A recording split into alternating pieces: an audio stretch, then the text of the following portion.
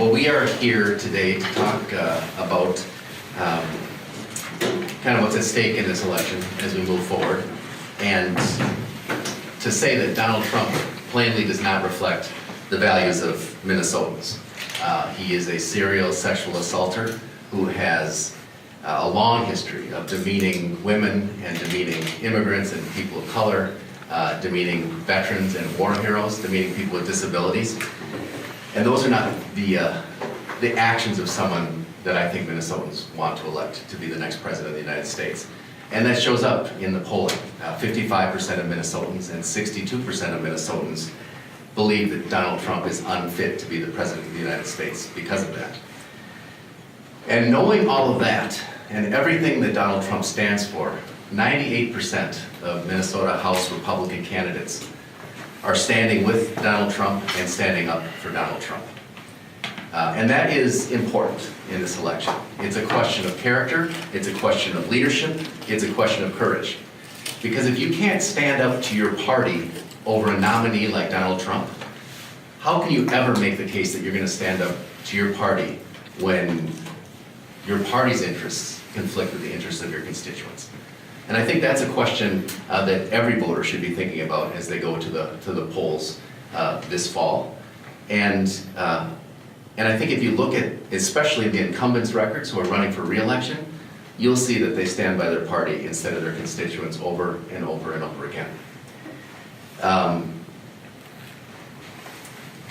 We are going to be launching this week, have and are going to continue to launch this week, an extensive online ad campaign connecting Republican incumbents and Republican candidates who are standing by Donald Trump with the Republican candidate for president, because we do think it's something that's important. And it's not just that we think it's important. The fact of the matter is that we've made over 1 million attempts to talk to Minnesotans over the course of this election, 200,000 attempts in the last 2 weeks alone. And the number one issue, by far, that comes up at the doors is the presidential campaign and people's disgust for Donald Trump and people's interest in knowing where their candidates, where the candidates for the legislature stand. And with that, I would like to turn it over just to a couple of folks who live in some of these particularly competitive suburban districts where this issue is coming up a lot. And I'd like to start with Anna Angelis Ferris from Apple Valley. Thank you. Good morning. Good morning. My name is Anna, and I live in Apple Valley, and I work in the public school district as a custodian. I'm here today as a mother and a grandmother and a Latina woman to talk about how frustrating it is that these candidates that are running in my Senate district have passed up a big opportunity to denounce Donald Trump and his hateful words and actions in this election cycle. The way Trump is speaking about the women and the families like mine is more than just offensive. It's really scary because the results that are going to linger will be there beyond when Americans go to vote to reject his bigotry on November 8th. His dangerous words and actions affect me and my daughters and my granddaughter and the millions of women in this country. I work in a male-dominated field as a custodian, and I want a workplace that will be more welcoming for the next generation of women. Something that isn't likely to happen if our country is led by someone as misogynistic as Donald Trump. It's so frustrating that the 3 people running in my area, Corey Campbell for Senate, Allie Jimenez Hopper, and Anna Wills for House, have put political ideology ahead of respecting mothers in our community. How can anyone continue to support his hate? Corey and Allie have tried to avoid the subject, while Anna Wills has actually said she supports Trump. How does anybody support hate? Even beyond his disgusting words, he opposes women having the right to choose the control of their own bodies and their own health care. And this will make the issues that I fight for every day, like equal pay and equal treatment for women in the workforce, almost impossible to even imagine. As a Latina woman, mother, grandmother, and a decent human being, I promise you, over these last few days before the election, I will continue to do everything in my power to make sure that my community not only rejects the hatred that Donald Trump is, but also knows that the local candidates for the Minnesota House and Senate have decided that they would rather join forces with Donald Trump than to stand up for his hatred and bigotry. Thank you. Thank you. The next person to speak is Lori Weissman from Minnetonka.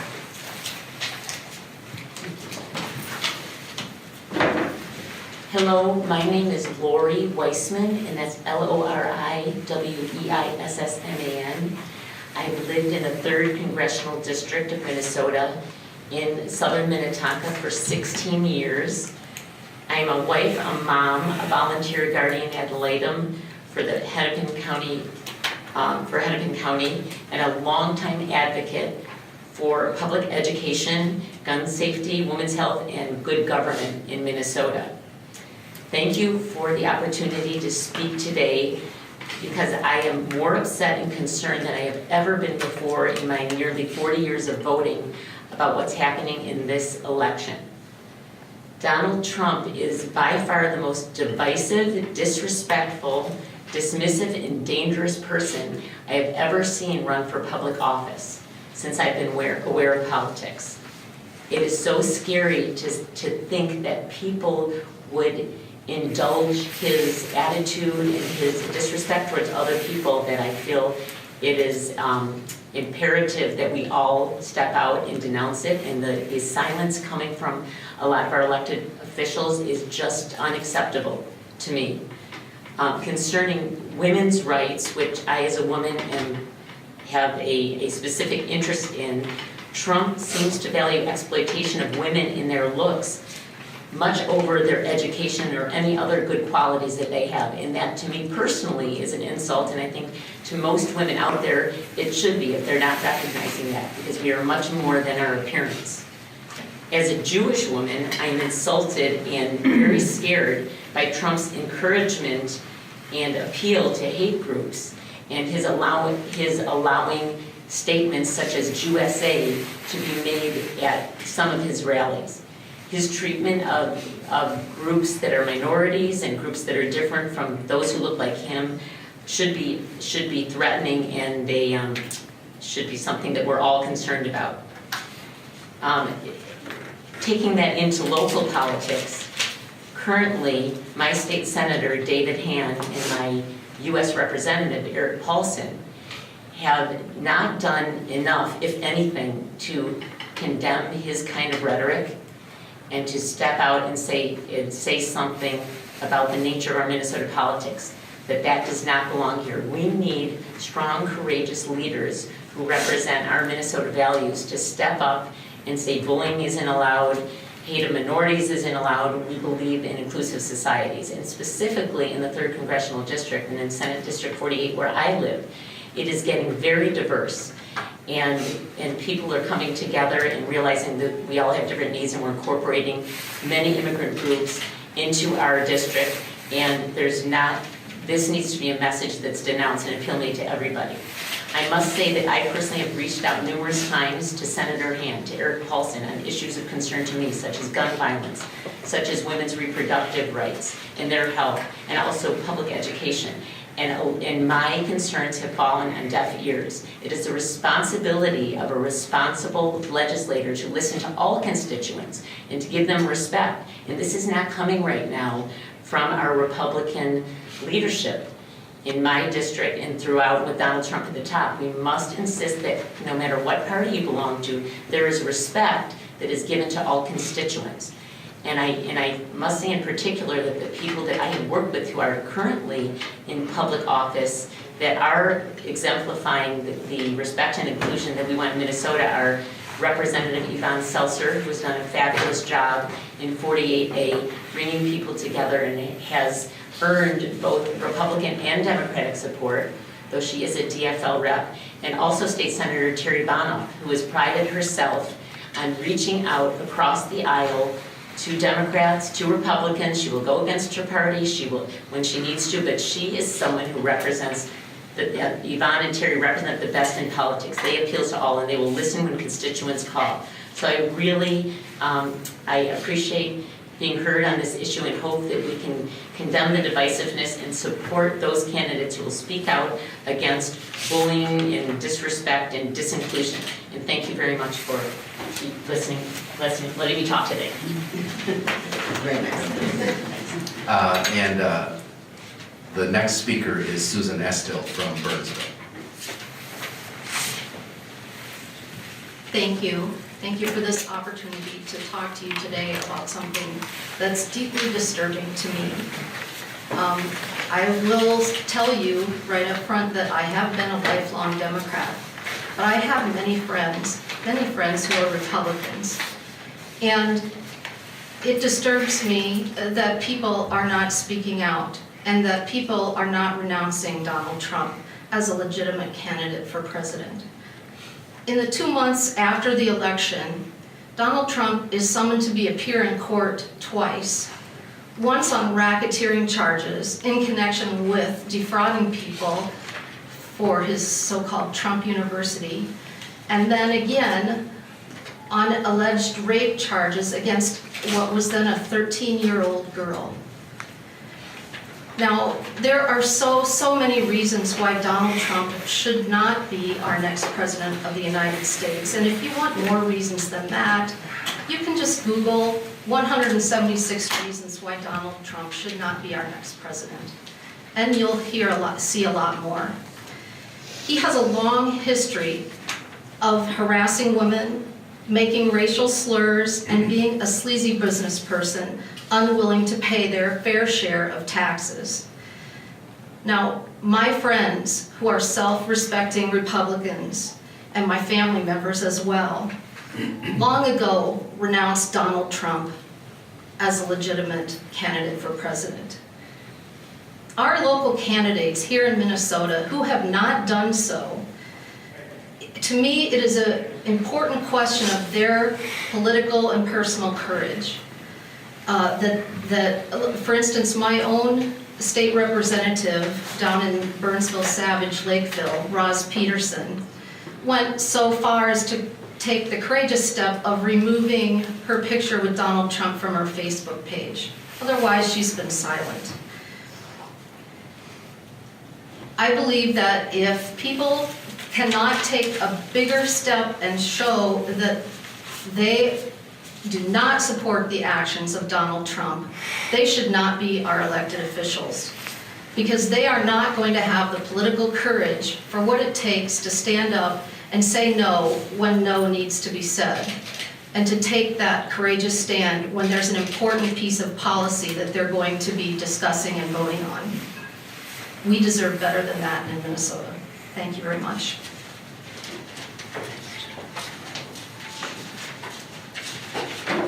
Hi, my name is Carrie Dietzek. I'm the state senator from Minneapolis. I represent Northeast and Southeast Minneapolis, Cedar, Riverside, and Seward.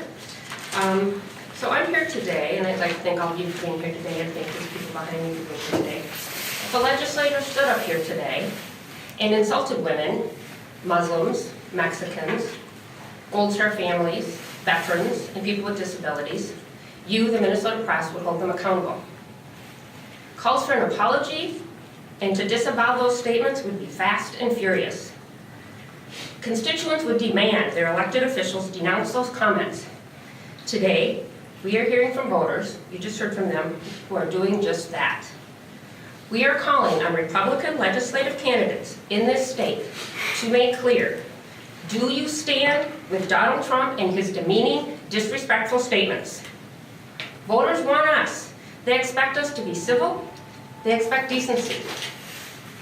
Legislative Republican candidates who stay silent about the bullying, abusive, and frightening language that Mr. Trump uses are complicit in it. Their silence equals support and acceptance. Despite Mr. Trump's shocking language, the majority of Republican candidates for the Minnesota House and Senate are still supporting him. That support is helping make his comments and similar name-calling by others acceptable. It is not acceptable. It is not okay. The language he is using is harmful and hurtful.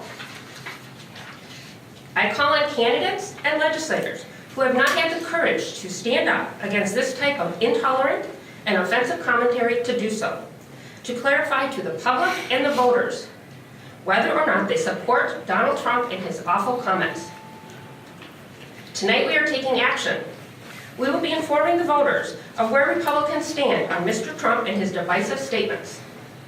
Women voters and legislative leaders plan to reach out to over 12,000 women tonight as part of ongoing efforts to hold Republican legislative candidates accountable for their support and silence on Mr. Trump's disparaging and insulting comments. By Election Day, we will have talked with more than 1 million voters. So you've heard some of the comments from the women up here. And I'm here to say, as Michelle Obama said, this is personal. This impacts our kids and their future. Enough is enough. I am here today to take a stand, and I ask my colleagues to do the same. Thank you.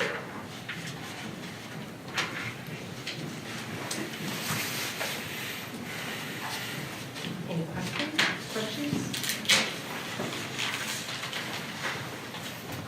All right, thank you.